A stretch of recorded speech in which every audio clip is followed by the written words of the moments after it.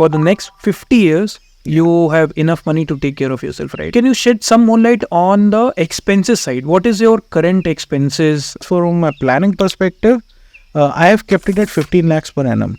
Last point in time, I would have been saving almost 92% of my salary. I mean, you can choose not to answer it, but then would you want to tell us what was the last salary you ended up making before retirement?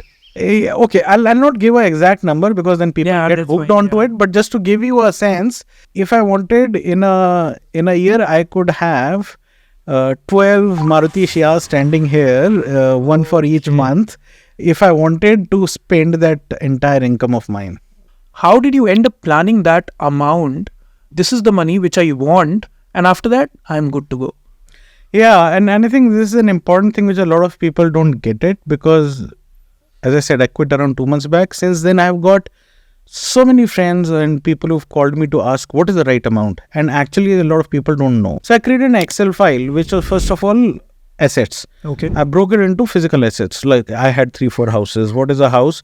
And what is the realistic market rate of that today? Okay. So after physical assets was next item in terms of non-physical assets. So which included mutual funds, shares, and then what is in my bank FDs, what is in my savings bank. So then that Excel file listed all of that down, and that is value as of that given date. Okay. Right. After that, I had liabilities which are listed down. So this is all the money that I have versus minus what I have to give away. Okay. So what my loans would be, right? Be it mortgages, be it my car loan, it could be even my credit card outstanding on that date. Okay. So I'll add all of that up. From that net worth, I would minus the house that I'm living in as a asset, because I would live it, right? So if you look at my Excel file, it shows my expenses 1 lakh, 1 lakh, 1 lakh. But every month, 7% divided by 12, how the inflation hits me. It's not once in a year. It's a continuous thing that hits you. So on, that file goes down till the age that I am 100, which is November of 2072. Okay. That's one part of the file, right? Assuming the other is what is my net worth today, and I have assumed I only get 8% return, 1% more than what inflation is. Okay. And then I say, okay, this is what I will be spending every month. What is my balance after that month's expense? So I saw till 2072, I am covered. Now, what additionally I have done in that Excel file, I know when will my son go to college. I have added a factor of 10 lakhs in the month of July of 2023. Then July of 24, again 10 lakhs. So I have assumed 40 lakhs I've kept aside month. And that 10 is not 10. Okay. I have factored in inflation. Okay. Now, one is my living expenses, monthly expenses. That I'm counting inflation at 7%. Education, I have factored in annual 10% inflation. Okay. Similarly, what I've also done is every year in April, I'm assuming there is a medical expense. Right? And I have factored medical expense will continue to inflate at 15%. So besides the fact that I have health insurance, I have kept that as an additional expense, right? I have also factored in vacations. Okay. I would want to travel the world now. So I've kept a number that. Vacation, again, I have kept it at 10% inflation, assuming, if flights become costly, hotels become costly. And then I've kept a 10% margin on overall itself. If I were to go back and look at my calculations, I could have quit 2 years back, but it's not easy to call it quits. Yeah. And I was clear, if I quit, I don't want to come back to corporate life again, right? So for those 2 years, I continue to test my hypothesis, my calculations, an Excel file which runs into hundreds of lines. Rare circumstances also factored in, and beyond that, then I said it doesn't make sense to continue to earn money. When did it occur to you that you would want to retire as early as 50? Now, the reason why I'm saying as early as 50 is because in India, most of the people end up working beyond 60 also. Yeah. That is either by force because they want money or by choice. So we rarely meet people who end up retiring so early, right? So when did you start planning for it? By the way, JP Morgan last year in India has increased retirement age to 65. If you wait till your retirement, then you may have the money to go to Switzerland, but then you will be sitting in a hotel and just looking outside of the window. Correct. But if you want to really enjoy, go out and, be able to live the life, you need to have time for that, right? So either age is on your side or money is on your side. So you need to create that balance. Okay. So that's when I started reading, researching, spent a lot of time over the last 5-7 years. And that's what has led it to this today, where I think I am at the right stage where I am not too old, not to enjoy. But at the same time, I have ensured that I have a financial security till the age of 90 to 100 for me and my family. While retirement age may be 60 or 65, I personally consider the practical retirement age is 50. How many companies would want to have a top heavy organization, top heavy in terms of age, right? There is so many people who have more energy, ideas, enthusiasm, and who will want to push and move up in life. Around 10 years back is when you started planning for it very aggressively. When did you buy your first house? So my first house I bought in 2002 in Pune, right? And then I bought one in NCR because I was from Delhi. Okay. I bought one when I moved to Hyderabad. Okay. And I bought one when I moved to Bangalore. And it was like, I have a house in every city where I have worked. But again, thanks to Excel and working through that, I realized financially I had lost money in almost all of them except one. So one by one, I started disposing them off. You said that you ended up losing a lot of money when you invested in house, right? But why do you say so? That you have lost a lot of money? The only one I've kept is the house in Bangalore because I decided to settle. And I can give you a real example of the one that I bought in NCR. I bought for around 50 lakhs and I sold after 10 years for around 65 lakhs. So there is like, you can imagine, right? Even a FD would have given better returns, right? Yeah. So I lost money that way. The other way, and for all my properties, what I have done is, the day that I bought that house, assuming I would have bought cash down, right? What was the Sensex on that day? I went and Googled on BSC website and you will get it. So I used that as a base to say, instead of buying a house worth 60 lakhs or 1 crore, if I would have invested in the market and I index in the Sensex, if a 50 thing got sold for 65, I would have in the same time made 1.5 if I would have bought an index.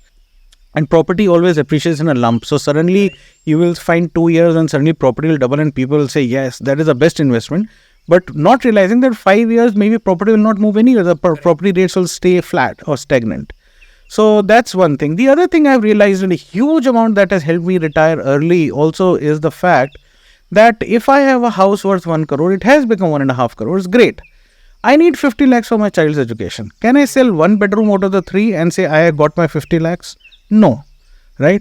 I want it tomorrow. Can I get the best price if I suddenly go to the market and say I want the money tomorrow? No. So what I realized was, the market is giving better returns. You have flexibility with you. You have liquidity with you. There is nothing that goes except for the emotional fact that I own a house. Correct. That's the only thing. And therefore, that's when I started doing these mathematics. I realized I may have lost a lot of money, but I have not still lost an opportunity to recover that. Okay. So that's when I started exiting and reinvesting a lot through the market. And I think that has helped me retire sooner. Samit, you said that you had 4 houses. You slowly got all of them sold and then you ended up settling in Bangalore, right? But then just before retirement, you ended up investing good chunk of money on this beautiful farmhouse. What was that logic behind it, if you can help us understand? Once I decided that I want to retire, I want to quit, I wanted a mix of city life and life on, this is not even a tier 2. This is actually a village that this farmhouse is in. But it is 1.5 hours or maybe max 2 hours from my house. Okay. The way I look at it, the quality of life I'll get here is impressive. It'll keep me busy, as we spoke about having some purpose and hobby. I think growing my own fruits and vegetables will be a point of joy, and that's what I'm looking forward to doing now that started developing this land. If I were to, and I can't take my financial hat off, so from an investment point of view, look at it that this land I bought around 2.5 years back has appreciated by 75%. Okay. Not that I'm going to sell it, therefore it doesn't matter, but if an emergency so arises or a need so arises, right, or else for whatever reason I need to move out of the city, I know there is a financial asset that I have built. Okay. If you could throw some light on what was your asset allocation post liquidation of real estate. So real estate now is down to around 18%, including if I add this farmhouse as well. The balance that I have today that I have, I would say, in fact, to be very precise, 60% is in equity, okay, 40% in debt. So Samit, you have retired, right? What I want to know is how much money should I accumulate before I retire? Oh, okay. It's a very personal thing, and I'll give you a couple of anecdotes first of all. Couple of friends that I want to talk about. One who reached out to me, who takes 2 international vacations a year. Okay. And international vacation does not mean Asia for him, because he thinks going to Hong Kong or Singapore is like a domestic trip for him. He considers I have to cover a European city or an American, and the latest is he wants to go to Machu Picchu in South America. And he doesn't have even, I would say, 10% of what he needs to retire if he wants to continue with this existing lifestyle. And I'm talking my friends, so they are same age group of 50, 51 types. Okay. The other end, off late, just because I quit a couple of months back, a friend, after knowing that, reached out to me, and he's a very senior person in a multinational bank. And he said, Samit, now that you are in this field, can I take advice? And I said, tell me. And he was like, I have around 18 crores of my savings. 18 crore. 18. And I have 4 houses in couple of cities, and I don't know if I'm ready to retire. And he has only 1 child. I was like, boss, you have much more than what you need. And I'm not even counting the fact that he is the only son of his father, so his father will leave his own legacy for him. And the point is, he's not enjoying his job, he is not enjoying the place he's working, or the boss is obnoxious and all of that stuff. How much do I need to retire? And that's the question that you're also asking, right? I don't think people know that, and therefore either they are in a fool's paradise and they don't save enough, or else they're the other extreme, that they have overdone it, maybe sacrificed some happiness and forgot that YOLO thing, and therefore they are now at a stage where they're still not sure if they can retire. But here is what I will tell you. There is not a single number. Because if I give a number, people have an anchor bias. They'll get hooked onto that number. I have made X crores and therefore I am ready, or I need to make X crore.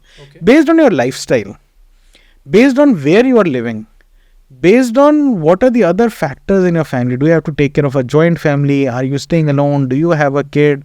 It's a very personal thing. Giving one number would be a big mistake. But I can tell you, it can range from anything between, somebody can even survive with 2.5, 3 crores to there is no upper limit. But it's a very personal thing. But as I told you, some of the elements that will go into it is your lifestyle, your running monthly expenses, your expected future expenses, any planned and unplanned things, and where you want to retire. A tier 2 city, obviously cost of living will be much cheaper and lesser. So you have to factor all of that in and then come to a number. Understood. When you were earning money, your viewpoint or the way you looked at money would have been very different vis-a-vis what it is now. How that has changed? If you ask me today, Samit, do you want to buy a BMW or a Merc? I can go and cash down buy it today.